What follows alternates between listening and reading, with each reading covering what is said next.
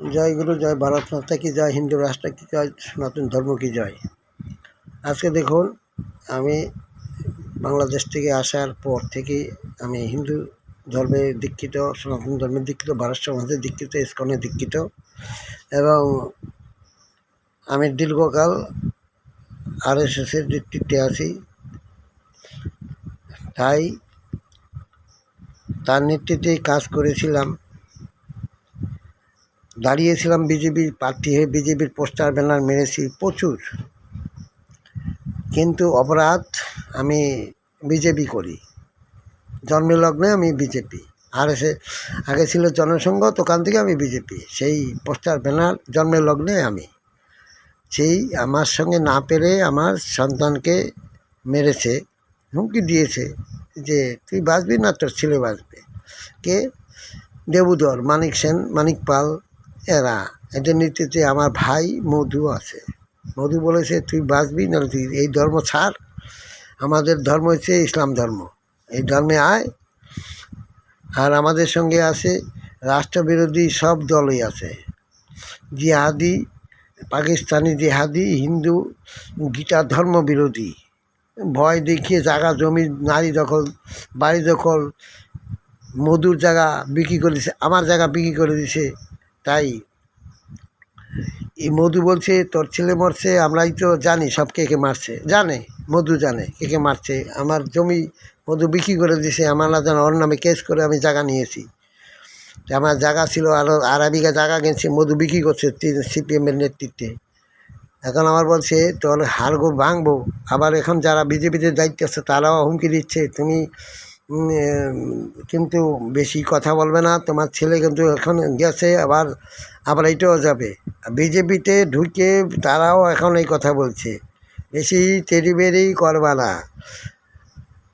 অনেক আছে আমাদের বিজেপির নেতৃত্ব, ওই অনেক কজন তারা রাষ্ট্রবিরোধী কাজ করছে, হিন্দু বিরোধী, ধর্ম বিরোধী। আমাকে বলছে তুমি বিজেপি ছাড়ো, নাহলে হিন্দু ধর্ম ছাড়ো, গেরুয়া ছাড়ো, হরিনাম ছাড়ো, নাহলে আরএসএস ছাড়ো, কীর্তন ছাড়ো। কীর্তনে আমার বাড়িঘর ভাঙছে, হরিনাম করতে গেছি, এই পাশের বাড়ি কালা মাইক টাইক ভেঙে দিয়েছে, হরিনাম করা যাবে না। জানি না এদের সংগঠন সিপিএমের আমল থেকে আজকে আমার 1979 সালে আমি এখানে প্রচার স্পষ্টভাবে করি। 1979 সালে জনসংঘেতে আমি প্রচার করি, তারপরে অটল বিহারে আসার পরে বিজেপি তৈরি হলো। তাই এদের যে এত বারবারন্ত আমার ছেলেকে মেরেছে, এরা সবাই জানে, আমার ভাই মধু জানে, আমার মধু অনেকবার মেরেছে।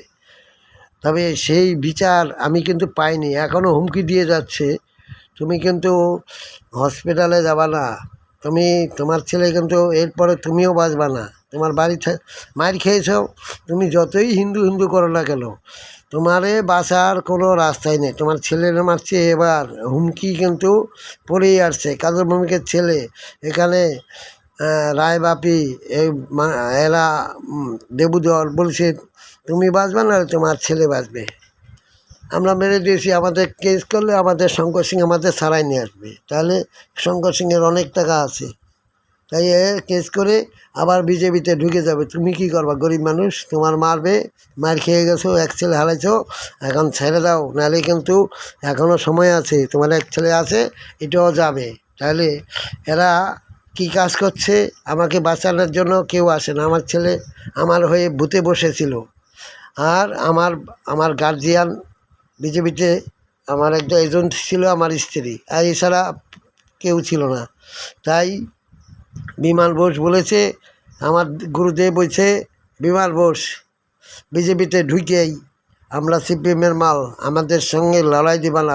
চারপাশে পোস্টার ব্যানার মারছে বহু বছর ধরে, তোমার আমরা থ্রেট দিয়ে গেছি, তুমি মানো নাই, তোমার ছেলে মারলাম, মরে গেল, তারপর তোমার হুঁশ হয় না, তারপরে এখনও তুমি জেদ ধরে আছো, তোমার শুভেন্দুও বাঁচাবে না, কেউ বাঁচাবে না। তাই এর সঙ্গে জড়িত আছে বিজেপিতে ঢুকে অনেক কয়জন, আমাদের পার্টি অফিসঘর ভাঙছে যারা, এরাই এখন পদে আছে, এরাই আমার মারছে, এরা আমার ভাঙচুর করছে, ভাগ বকল ভাগ, তখন আমার মারছে। বাড়িঘর ভাঙচুর করছে, কারেন্ট কেটে দিয়েছে, সব করেছে, মন্দির ভাঙছে, টাকা লুট করেছে আমার ছেলের মেরে। আবার বলেছে এখন তুই আর বাঁচবি না, তোর বাঁচার কোনো পথ নাই, তুই ঠাকুর নাম করলো না, তুই কিন্তু বেশি বাড়াবাড়ি করছিস, রাস্তাঘাটে হুমকি দিয়ে যাচ্ছে। তাই এর কোনো প্রতিবাদ এখনও পাইনি। জানি না চাকদায় হিন্দু সংগঠন আছে কি না, বিজেপি আছে কি না, আরএসএস আছে কি না, হিন্দু ধর্ম আছে কি না, আমি জানি না। যদি থেকে থাকে তাহলে আমার কথাগুলো বিচার করবেন, বিশ্লেষণ করবেন, আর সত্যটাকে যাচাই করেন সত্যি ঘটনা কি না। এটার সঙ্গে জড়িত আছে। এখানে ইলেকশনে দাঁড়িয়েছিল আমাদের যে সৌমেন বিশ্বাস, ওর নেতৃত্বে এগুলো কাজ হয়েছে, সৌমেন বিশ্বাসের নেতৃত্বে এরা কাজ করছে।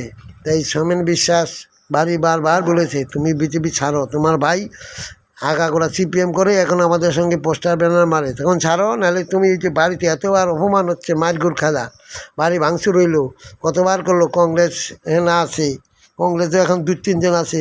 ওই যে কংগ্রেস করে কে, কংগ্রেস করে হচ্ছে পিঙ্কা সাধু, ও কংগ্রেস করে, ওর কাছে আর্মস আছে, মেশিন আছে, মদ গাঁজা সব বিক্রি করে, সরকার জানে, তাও ওরা ধরে না। ওর ভাই ওরা 2 নম্বরই ব্যবসা করে, এখনও হুমকি দিয়ে যাচ্ছে। তো এরা কারা? আমি বিচার, সঠিক বিচার চাইছি, সিবিআই চাইছি, সব চাইছি, এটা সঠিক তদন্ত চাইছি। চাইছিলাম ভারত মাতা কি যায়, হিন্দু রাষ্ট্র কী চায়, সনাতন ধর্ম কী চায়। আমি মরবো না, আমি মরে গেলেও একই সত্যি কথাটা বলবো।